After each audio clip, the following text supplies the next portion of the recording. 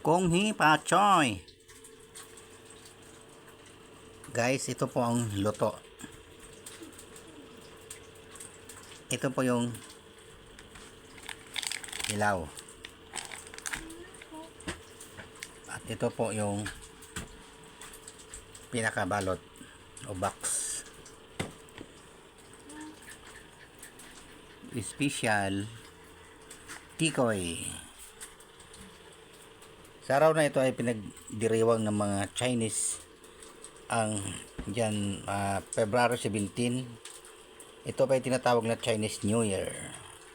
So nakikisabay lang po tayo guys sa New Year's ng mga Chinese. Kung Hi Pa Choy. Salamat.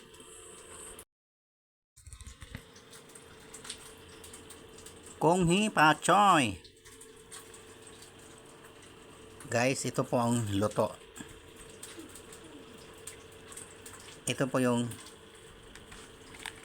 hilaw. At ito po yung pinakabalot o box. Special tikoy. Sa araw na ito ay pinagdiriwang ng mga Chinese ang dyan February 17. Ito pa ay tinatawag na Chinese New Year.